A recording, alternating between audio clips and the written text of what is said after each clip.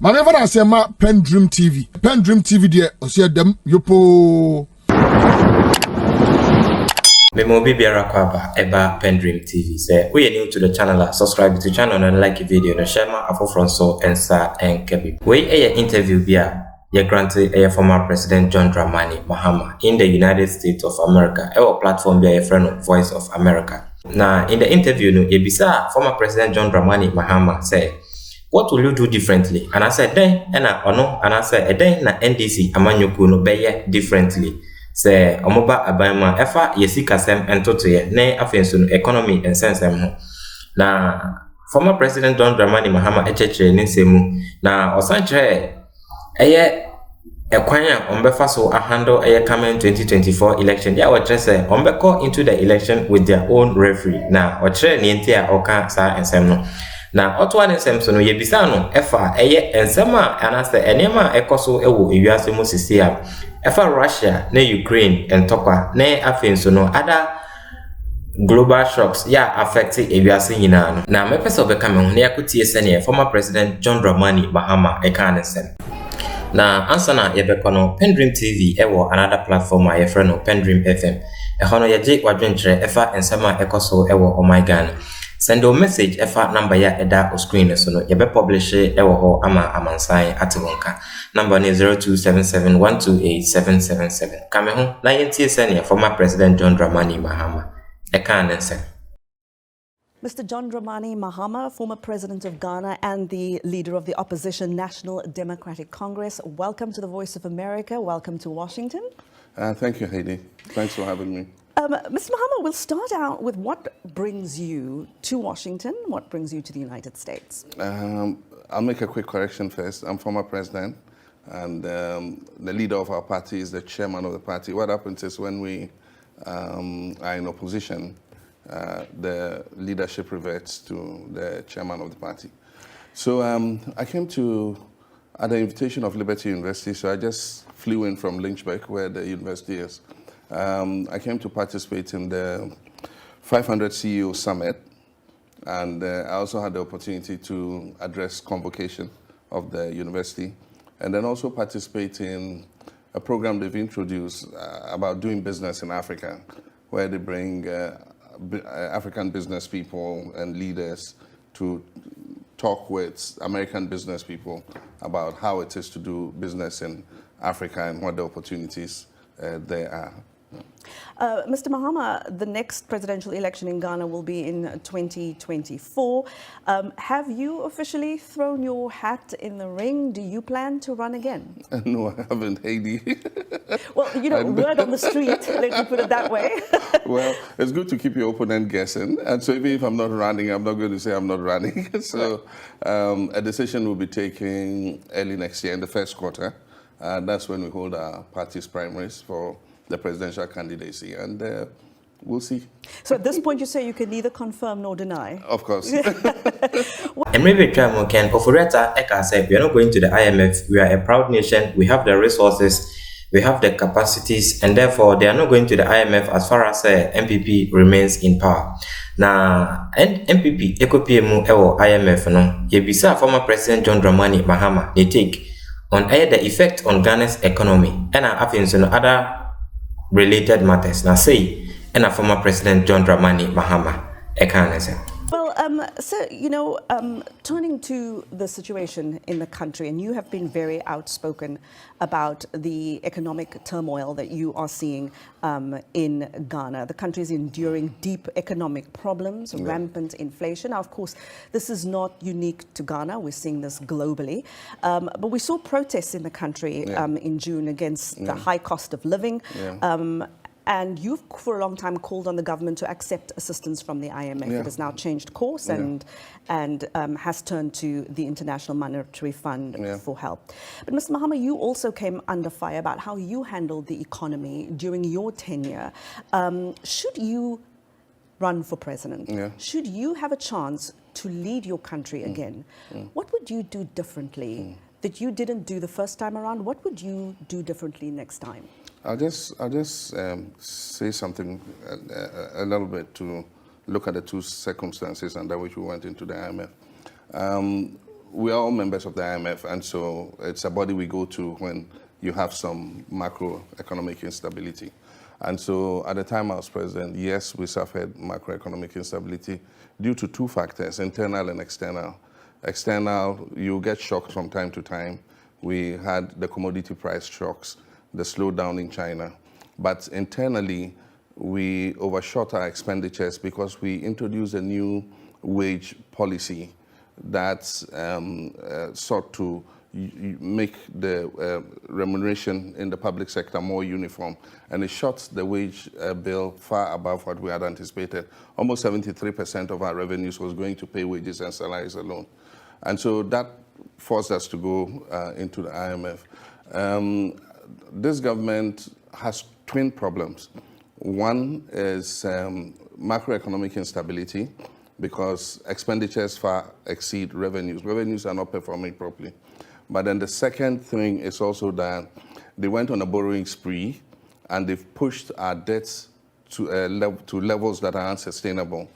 Just recently, the World Bank came and said we had almost 104% of debt to GDP.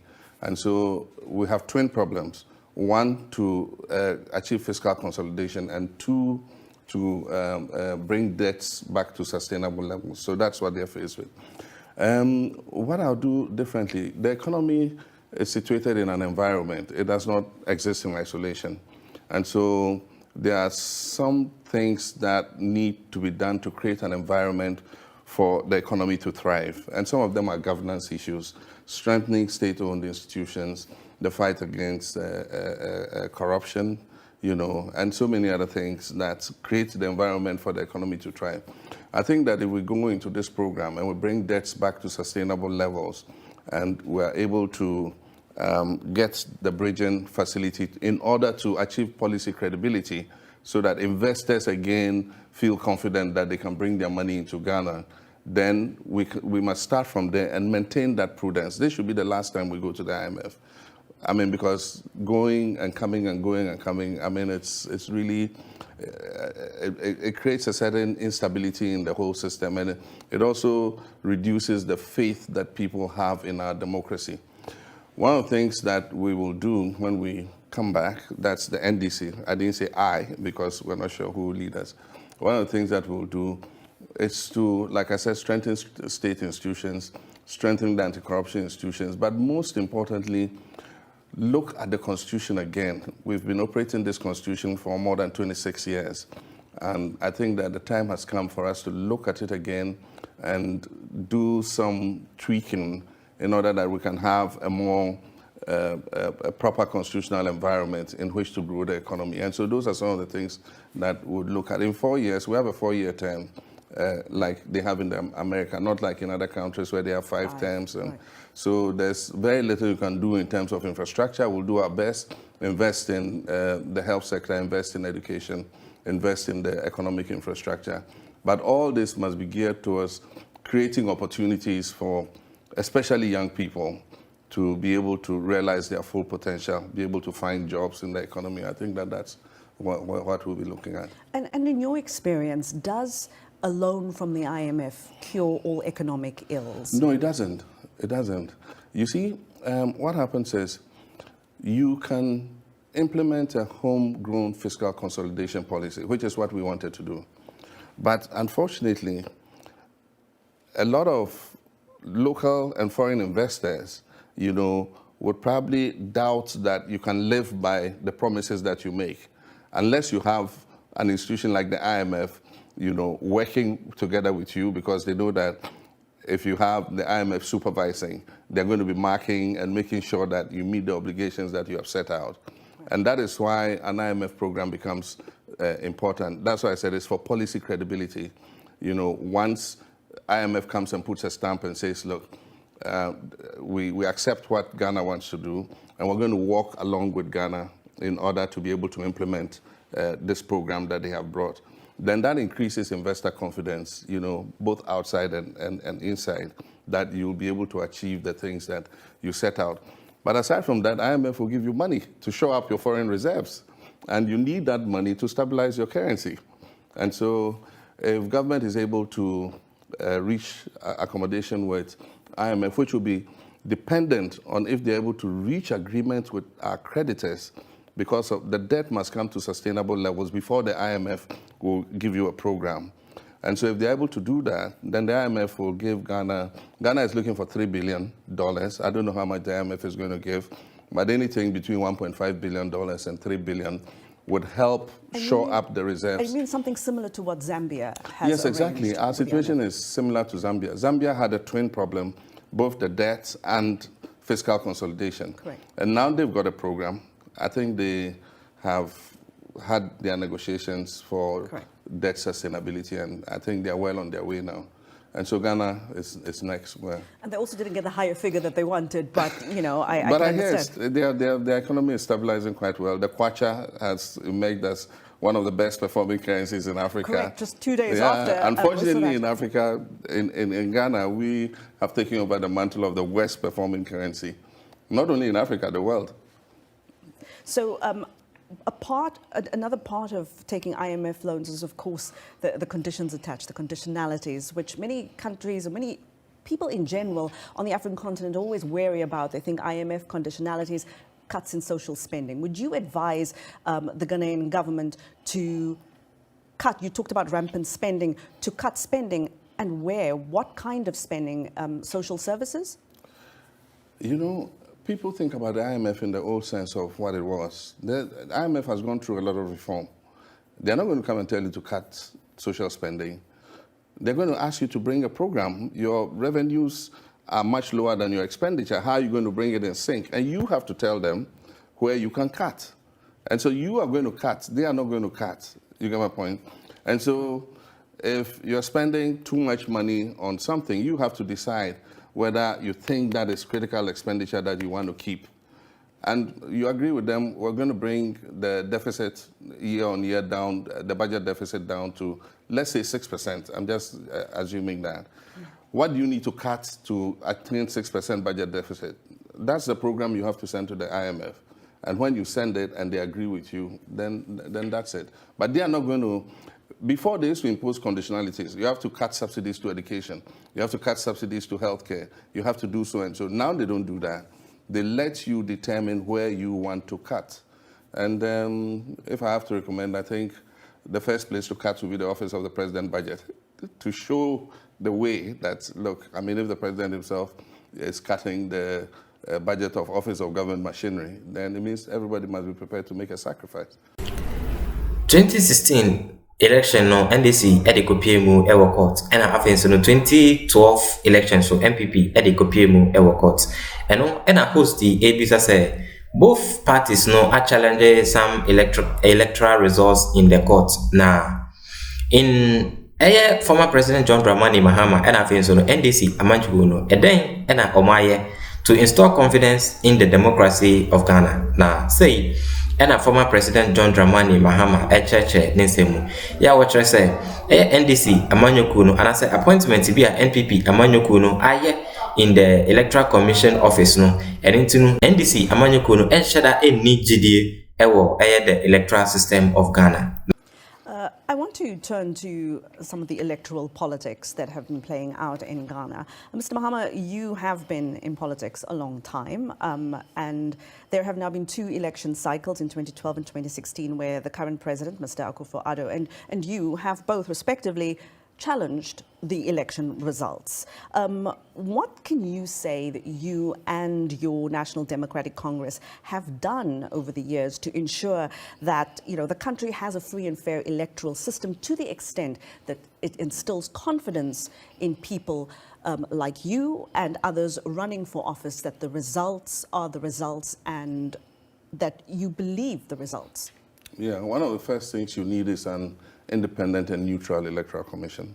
And I believe that with the change that took place in the leadership of the commission, we don't feel confident that the commission is sufficiently independent and neutral because of certain things that have happened. My party has withdrawn from the Inter-Party Advisory Committee because this current electoral commission said that body is only advisory and they don't need to take the advice of that body. And before we used to reach consensus in the Inter-Party Advisory Committee we took decisions by consensus. Now what they've done is resurrect so many small parties, and then as soon as anything comes for discussion, they quickly say, let's vote. And then they have all these parties on the side of the commission and the ruling party, and they vote by majority and say, look, the decision is taken. And so we saw that we're wasting our time in the IPAC. And so we withdrew. There have been discussions to try and bring us back. But you'll be surprised that it is the Electoral Commission that is reluctant to accept those moves to let NDC come back. The Peace Council has invited them for the last 8 months. The Electoral Commission can't find time to sit with the Peace Council and after that have a joint meeting between the two biggest parties so that we can go back to IPAC. They are not interested. And in the last election, a lot of things went wrong. On the pink sheets that we record the results, they did not make allowance for the number of people biometrically registered. And that's why when they were saying, we went to court and they said, why don't you bring your pink sheets? It would have been useless because you bring the pink sheets and there's no recording of the number of people verified. It's only when you have that recording, it must match up with the number of ballots in the box. And so if the Electoral Commission gives you a form that does not make provision for people verified, then what is the need for us putting our fingers on that verification machine? So a lot of things went wrong. We've done our postmortems. We realized that we have to go into the ring with our own referee. What does that mean? It means we must take advantage of, the systems that are given for political parties to police the poll. And so it means that we must be extra vigilant at the polling station level, at the collation level, and the final tally level. And so we're going to be much more vigilant than we were in the past. You expect that the commission is neutral, and so there are some things you take for granted. But this time, we're not taking anything for granted. I use that metaphor because of one of our boxing legends, Azuma Nelson. He had a fight with a guy called Jack Fenech, and he lost because he thought the judges were unfair. And so when they asked him, they said, what is it you're going to do different when you go into the ring? He says, I'm taking my own referee along. And they asked him, which referee? He said, my fist. I'm going to once I knock him down, nobody is going to come and give a judgment, that he won the fight. Yeah. So, Mr. Mahama, I want to move on a little bit to a more international discussion. A lot of the economic turmoil that we've just been talking about and that we're seeing around the world is, of course, as a result of Russia's invasion of Ukraine. African countries have largely avoided taking sides on the issue. At the United Nations, Ghana, along with Kenya and Gabon, voted to condemn Russia, but then, of course, Ghana abstained on the vote to remove Russia from the UN Human Rights Council. In your view, were those the right decisions made by the current administration? I think that the world order is changing. You remember we had the Cold War, and as a result of the Cold War, developing countries formed the non-aligned movement. Correct. Because we didn't want to be seen to be on one side or the other. I think that after the fall of the Iron Curtain, we had a period of globalization, and so, we thought that with the nuclear dividend and more money available, the reduction in the arms race, things were going to get much better. Unfortunately, it looks like we're creeping into that period again. I think that it's a period of adversity for the whole world because it's triggering a kind of global recession. As a result of the tensions that have been created. But at the same time, it must create some opportunities for Africa. China and Russia and I don't know which other countries appear to be on one side, and then the whole Western world is also on the other side. Already in Africa, if we need funding for infrastructure, big infrastructure projects, the place to go is China and the East. Normally, the Western countries would invest in the social sector, in education, in healthcare, and things like that, but not big infrastructural projects. I'll make an exception for the Millennium Compact, which President Bush introduced and which Ghana has benefited from twice. But normally, if you want to do a bridge or a road or a railway or something, often you'll go to the East. At the last G7, the Western countries talked about a 600 billion a fund to assist Africa and other developing countries in terms of infrastructure. I know that the United States has put up the DFC, I think it's the DFC, and they've committed about 100 billion to assist countries in critical, infrastructural projects. So it's an opportunity for us to benefit, in terms of improving our infrastructure. But at the same time, it's an opportunity for us to look within and see what we can do better in terms of trading amongst ourselves. Happily, we've passed the African Continental Free Trade Area. And as I speak, the first commodities are beginning to be exchanged. A shipment of tiles from Ghana, I read this morning, is going to Rwanda. And a shipment of tea is coming from Kenya to Ghana. I mean, that's good news. I mean, we've been advocates of this for so long. We're happy it's happening now. 11% trade amongst ourselves. It's ridiculous. And so we are hoping that this can push trade between ourselves even to 50%, so that we're able to multiply the benefits within the continent, but also get benefits from outside. Africa never got a Marshall Plan. After the war, Europe was rebuilt because America put up big money to rebuild Europe. Africa has never got that opportunity in terms of a Marshall Plan to build our economies and all that. Do you think Africa there should be a Marshall Plan? Yes, after slavery, I think there should be a Marshall Plan. I mean, slavery affected the continent very adversely, and I do believe that if a Marshall Plan was put up, and we got the right leadership on the continent, and we do the kinds of things we're doing, trading, building the infrastructure on the continent, we can create a decent existence for our people. I have confidence that Africa is the next emerging continent, and it's going to be the next frontier for investment and business. Well, from what they say, from your lips to God's ears. Mr. John Dramani Mahama, the former president of Ghana, thank you so much for your time. Thank you for coming and speaking to us. We do appreciate it very much. Thanks, Heidi. Thanks for having me. Now, former President John Dramani Mahama, no eba no. Say Africa, ye putu air strategic plans, ye tutu enyema ye, na yenya good leadership anka by this time. Ye develop Ghana, te sene after the wars in Europe no. Omo putu air Marshall plans develop Europe no na. Osanche say, Africa, the next frontier continent for investment. Sene the likes of PLO Lumumba, say Africa, the mother continent, the Africa, the youth population, Africa, the resources, Africa, you feed the world with resources, both human and also natural resources. Yes, I'm no best on her. PENDREAM TV. Subscribe to the channel, like the video, and share my afro and sa and kebi. Comment section ho nowadays wa dwentre apa and I say we send a voice note afa number ya eda screen so no. Yebe publish it our PENDREAM FM ama amansan ate wonka. Yeda say always be ano mochusu PENDREAM TV. Yebe share in the next video. Makra. Dedi kama amena PENDREAM TV ase. Na so far so good. Say open online portal e wo Ghana. Nipa share, nipa follow, nipa comment here.